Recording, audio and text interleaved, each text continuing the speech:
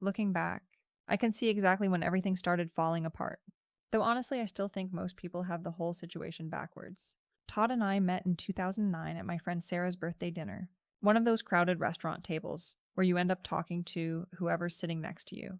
He was quiet but funny, the kind of guy who listened more than he talked and somehow made you feel like the most interesting person in the room.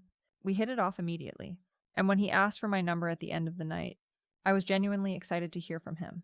Those first 2 years were really good. Todd was different from the guys I dated before. He actually followed through on plans, remembered things I told him, and seemed genuinely interested in building something real. While I was focused on climbing the ladder at my marketing job, he was the one who handled most of the practical stuff. He'd pick up groceries, cook dinner, make sure we had plans for weekends. I appreciated having someone so reliable, someone who took care of the details so I could focus on the bigger picture of our future. When he proposed in 2011, it felt like the natural next step. We'd been talking about marriage for months, and Todd had this whole elaborate plan involving a weekend getaway and a sunset proposal that was so perfectly him, thoughtful, romantic, completely planned out. The wedding planning was mostly his thing too, which worked perfectly since I was swamped at work. He handled the vendors, the guest list coordination, all the little details that would have driven me crazy. I got to show up and be the bride while he made sure everything ran smoothly. Our early married years were exactly what I'd hoped for. I could focus on my career while Todd took care of our home life, and it felt like we were building towards something bigger together. When Emma was born in 2013, Todd stepped into the dad role like he was born for it. Night feedings, diaper changes, all those endless baby routines. He handled most of it while I recovered and then went back to work. Then Jake came along in 2016, and Todd just expanded his dad duties without missing a beat. I was grateful. Really, I was. While other women I knew were struggling to balance everything, I had a partner who genuinely enjoyed the domestic side of our life. Todd would pack the kids' lunches every morning, do bedtime stories, handle the endless parade of school events and activities. He seemed to thrive on all that routine family stuff, which was perfect because it freed me up to really excel at work. But somewhere along the way, I started feeling restless, not unhappy exactly, just like I was capable of so much more than what my life required of me. I was good at my job, really good, but I felt like I was operating at maybe 60% of my potential. The daily routine of work-home-kids-repeat started feeling small, like I was this big personality squeezed into a life that was too ordinary for what I had to offer. Then in early 2022, everything changed. My company was expanding, and they needed someone to step up to a regional director role. It meant overseeing multiple markets, traveling more, working directly with senior leadership. The salary bump was huge, nearly double what I'd been making. But more than that, it felt like finally being recognized for what I was actually worth. The interview process was intense. I was competing against this other candidate, someone Todd actually knew from his networking group. And honestly, the guy was qualified. But I could tell from my first meeting with Marcus, the company owner, that we had a real connection. He got my vision for expanding our market reach, understood my ideas about streamlining operations across regions. When we talked strategy, it was like we were speaking the same language in a way that Todd and I never quite managed when I tried to explain my work to him. Marcus started pulling me into more high-level meetings, asking for my input on decisions that went way beyond my current role. It was intoxicating, being in rooms where real business was happening, where my ideas actually mattered. I'd come home energized from these discussions, trying to share the excitement with Todd, but he'd just nod and ask if I wanted him to heat up dinner. Sweet. But it made me realize how different our worlds had become. When I got the promotion, I felt like I was finally stepping into the life I was meant to have. Regional director, $129, $0 a year, my own office, a team reporting to me. Marcus took me out to celebrate. Just the two of us. And over dinner, he talked about his vision for the company's future and how he saw me as a key part of that growth. It was the first time in years that someone had talked to me about my potential instead of asking me to handle some household logistics. The new job demanded everything I had: longer hours, constant travel, pressure to deliver results across multiple markets.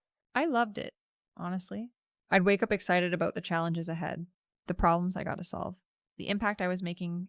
When I walked into client meetings or strategy sessions, I felt like I was finally using my brain for something that mattered.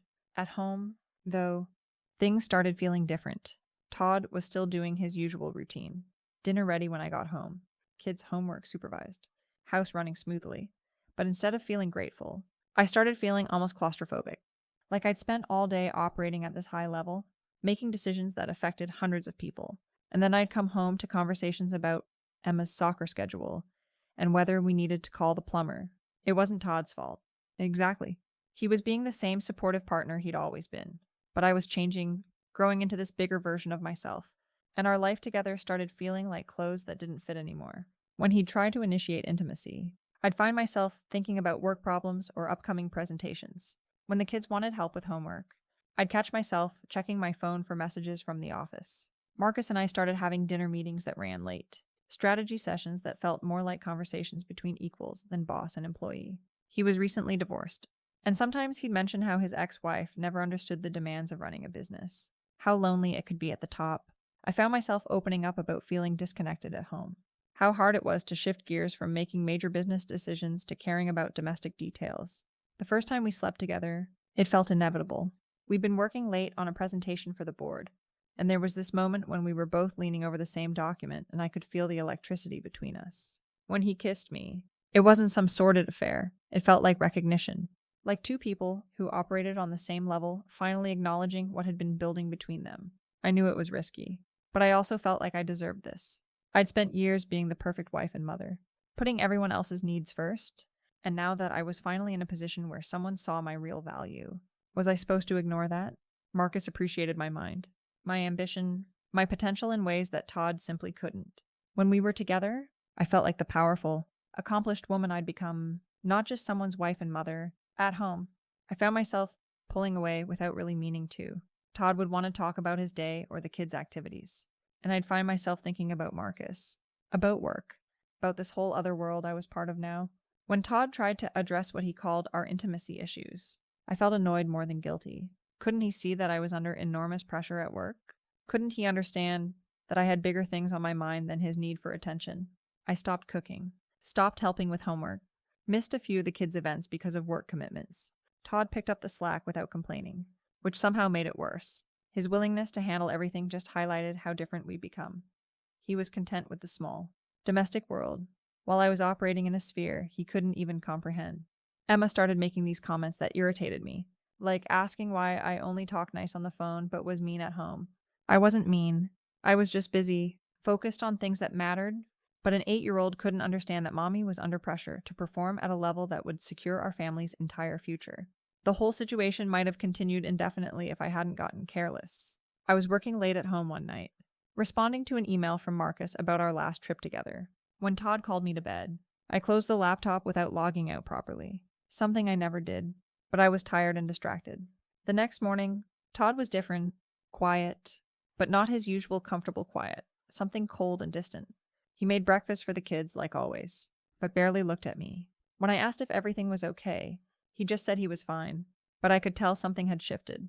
I didn't find out what until the following Friday, when Todd handed me a manila envelope while the kids were at school. Divorce papers. I literally couldn't process what I was seeing at first. Todd, my reliable, non-confrontational husband, was serving me with divorce papers like some kind of legal drama. What the hell is this? I asked, genuinely confused. You're being dramatic? We can fix this. But Todd just stood there with his arms crossed, looking at me like I was a stranger. We can talk through lawyers, nothing else. I couldn't believe he was serious. This was Todd, the guy who avoided conflict, who bent over backwards to keep everyone happy. The idea that he would actually blow up our entire life over some emails was so ridiculous I almost laughed. I tried to explain that what he'd seen wasn't what he thought, that we could work through this, but he just kept repeating that everything needed to go through lawyers now. It was like he'd become a completely different person overnight. The Todd I knew would have wanted to talk, to understand, to fix things. This Todd was cold and strategic in a way that honestly shocked me.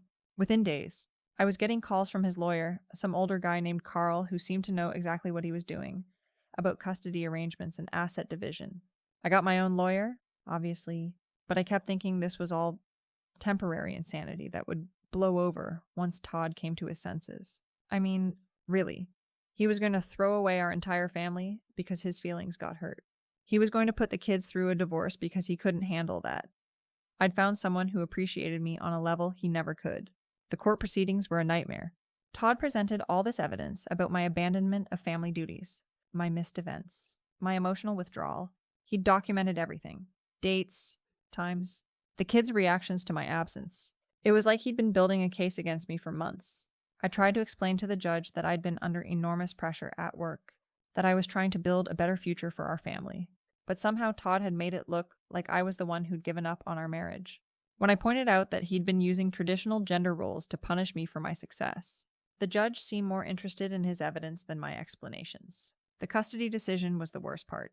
Todd got full physical custody, with me getting visitation twice a month. Twice a month. Like I was some kind of dangerous influence on my own children. And the financial arrangements were brutal. $1, $149 a month in child support plus $610 in alimony. I was paying Todd to live in our house with our kids while I had to find my own place. Meanwhile, things at work were falling apart too. Someone had reported Marcus for ethics violations related to our relationship. And suddenly there were investigations and HR meetings and all kinds of scrutiny. The company owner, who'd seemed so powerful and sophisticated, was scrambling to save his own skin. And our relationship went from passionate to awkward, practically overnight. By the time the divorce was finalized 6 months ago, my whole life had imploded. Marcus and I were over. He was dealing with his own divorce drama. And I'd been quietly moved to a different role that was basically a demotion. Not officially, but everyone knew what had happened. I tried to rebuild, to figure out how to move forward, but everything felt wrong. Living alone in a cramped apartment, seeing my kids every other weekend like some kind of part-time parent, watching Todd get praised for being such a devoted single father. The whole situation was so backwards it made me dizzy. 3 months after the divorce was final, I decided to try one more time to make Todd see reason. We met for coffee, and I tried to approach it maturely, acknowledging that we'd both made mistakes. I've made some mistakes. Todd, I told him, I lost sight of what mattered, but we both gave up. We both stopped communicating. Don't you think we owe it to the kids to try again? But Todd looked at me like I was speaking a foreign language. You stepped over me on your way out the door, he said, and you're only looking back now because life didn't turn out like you planned. That stung, because it wasn't true. I wasn't trying to get back together because my life had fallen apart. I was trying to fix our family because I'd realized what we'd lost. But Todd had this wall up that I couldn't get through. Like he'd decided I was the villain in this story, and nothing I said could change his mind. The worst part is how the kids have responded to everything. During my visits, they're polite but distant, like they're humoring me. Emma actually told me she likes it better at Todd's house because you listen. As if I don't listen. As if I wasn't the one working my butt off to provide for their future while Todd was playing games and making snacks. Now Todd's apparently dating someone new, Renee, a personal trainer who's 5 years younger than me and has no kids of her own. The kids seem to love her, which is just perfect. I spend years building a career to secure their future, and they prefer daddy's new girlfriend who probably has nothing more challenging to worry about than which workout playlist to use. Todd's got this whole new life, going to therapy, working out, taking freelance projects, playing the role of the wronged husband who's found happiness after his terrible wife abandoned him. Everyone acts like he's some kind of hero for stepping up as a single parent, conveniently forgetting that I'm the one paying child support to make his little domestic fantasy possible. 6 months later, I'm still trying to understand how everything went so wrong. I worked hard. I was successful. I brought home good money and tried to build something bigger than the small life we were living. Yes, I made some mistakes with Marcus, but that was just a symptom of how disconnected Todd and I had become. If he'd been willing to grow with me, to understand the pressure I was under and support my ambitions the way I'd supported his domestic preferences for years, none of this would have happened. Instead, he chose to see my success as a threat, my relationship with Marcus as a betrayal rather than a cry for help from someone who felt unseen in her own marriage. He turned the kids against me, convinced the court that I was some kind of negligent mother, and destroyed our family because his ego couldn't handle that I'd outgrown the life we'd built together. The really frustrating thing is that I know Todd isn't happy with this arrangement either. He's stuck being a single parent, dealing with all the daily grind stuff alone, while I'm out here trying to rebuild my career and my life. If he'd just been willing to work with me instead of against me, we could have found a way to make it work. We could have been a power couple instead of another divorce statistic. But Todd chose to play victim instead of partner, and now we're all paying the price. The kids are from a broken home. I'm starting over in my 40s, and he's pretending that his new life is some kind of upgrade when really he's just doing the same domestic routine he always did. Except now he's doing it alone. Sometimes I wonder if he'll ever realize what he threw away. When the novelty of his new relationship wears off, when he gets tired of being the full-time parent he never signed up to be, when he remembers what it was like to have a partner who was ambitious and driven and capable of building something bigger than a perfectly organized household. But maybe he won't. Maybe he's content with his small life, his simple pleasures, His role as the devoted father who saved his children from their career-obsessed mother. Maybe he never understood what I was trying to build for us, and maybe he never will. All I know is that I tried. I tried to grow, to succeed, to create opportunities for our family that went beyond Todd's limited vision of what our life could be. I made some mistakes along the way, but they were mistakes born from ambition and frustration, not from not caring. The fact that everyone else chooses to see it differently says more about them than it does about me. I'm not the same person I was when Todd and I met at that birthday dinner in 2009. I've grown, I've learned what I'm capable of. I've seen what's possible when someone believes in your potential. Maybe that growth was incompatible with the life Todd wanted, but that doesn't make it wrong. It just makes it mine.